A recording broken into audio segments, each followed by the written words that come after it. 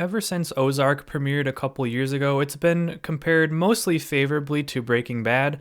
As someone who's seen both Breaking Bad and all of Ozark up to this point, I'd say that that's a pretty basic way to put it, but if you're someone who's seen Breaking Bad and hasn't seen this show, and you're trying to figure out if you think you like it or not, I guess that it's a pretty apt comparison. But today I'm not here to compare the two shows. I am here to review the first part of season 4 of Ozark, which just released over the weekend. I started watching this show when it first premiered, so I've been, waiting to watch each season as it's come out, and I've loved every second of it for a couple of reasons. So first off, the acting is on point from every single person in the show, but there are 3 actors in particular that I'd like to highlight.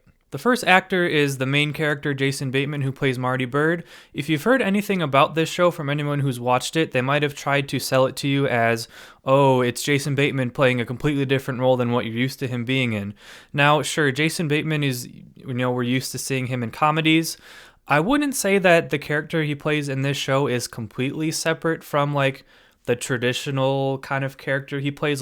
He still brings a lot of comedic timing to this role. He has a little bit of dry wit, and he's got a quick-witted attitude, but it's just that in a more serious situation. So I think that's kind of interesting where, he's doing a really awesome job doing something that's familiar to us, but it's also just different enough that it makes us intrigued and want to watch it. And, every scene that he's in, he just crushes. I don't think he's received any nominations for acting. I think he's actually gotten a nomination and possibly one for directing one of the episodes. If he were nominated, I wouldn't be upset. I think it'd be fine. If he deserved it, if he won it, that'd be awesome. Like I said, I don't think he's doing anything groundbreaking for him, but he's doing what he does really well throughout the duration of the show. So if he does end up getting nominated for some sort of acting accolade, I'd be happy to see him win it. The second actor I'd like to give some props to is Laura Linney, who plays Jason Bateman's wife, Wendy Byrde, who during the first season didn't have a whole lot to do. Her character was awesome. Laura Linney did a fine job acting, but she was just kind of following along with what Marty was doing. It's really in seasons 2, 3, and 4 where her character has gotten way more involved with what's going on, and she's been giving a lot more to do that Laura Linney has really shown, and she's been one of the highlights of the show. Again, I don't think she's actually been nominated for any sort of acting awards, which really surprises me. I think, a lot of times actors and actresses in the final season of a show, even if it's not the show's best, usually get some sort of nomination. So I really think she'd be deserving of any sort of award for her acting in the show.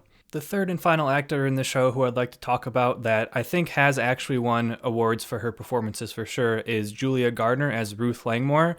This is one of those characters where it just feels like it was written specifically for the actress. It's hard for me to picture anyone else playing this character, and it's hard for me to not see Julia Gardner without also seeing Ruth Langmore. She has nailed that role from the beginning in its complexity. She's had to do some really emotional and intense acting, and I think she's nailed it. And she really brings it on as well in this first part of the 4th season. And so I think that the 3 of those actors combined, again, in addition to the supporting cast, really make the show really enjoyable and riveting to watch. Something else I really liked about this season, which I don't know if this was necessarily the case in the previous seasons, maybe it was and I just didn't notice it, but I definitely picked up much more on it in this season, was there really aren't any subplots, in the traditional sense. So in any given show, you might have a couple of different subplots that feature some of the minor characters that don't necessarily end up factoring into the overall story as a whole. In this show, at least this part of the 4th season, every single thing that you might normally consider a subplot affects the main storyline of the Byrdes somehow. Every scene I watch, it's clear that even though it might seem like it doesn't connect to the Byrdes, the main storyline, it does, and you're just constantly waiting to see the ripple effects of what's happening in what might normally just be a subplot that doesn't really go anywhere.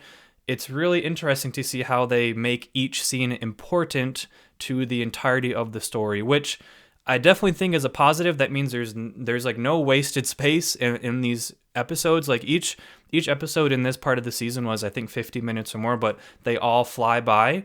The only downside to that is there are a lot of characters in the show, and they are all important. I'm going to be honest, like there were a couple of characters that popped up in this season that I was like, I recognize this person, but I don't remember exactly how they got there.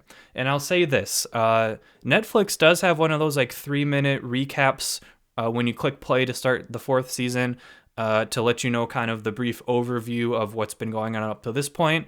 And while that does a pretty good job of summing up the major points, it doesn't hit all of the little minor characters to explain how they got there. So if you're someone like me who's been watching this from the beginning, that little Netflix recap is not going to be enough for you. I would definitely recommend finding like a longer recap on Netflix because like I said, there are some seemingly minor characters that pop up again in this season that you'll want to remember how they got there. If you're someone who hasn't even watched the show yet and you're just going to binge it all after you watch this video potentially, or wait till the final part of the fourth season drops and then binge watch it, then you're probably going to be fine when it comes to that.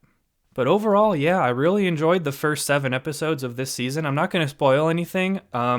It doesn't really end on a cliffhanger, but the ending of this first part, I was definitely surprised with what happened. I did not see it coming, and I'm really anticipating to see how they wrap up the final 7 episodes of the Bird storyline, and I hope that these episodes come out sooner rather than later. Okay, so Ozark Season 4 Part 1, have you seen it? If so, let me know your thoughts in the comments down below. Thank you so much for watching, and be sure to stay tuned for more.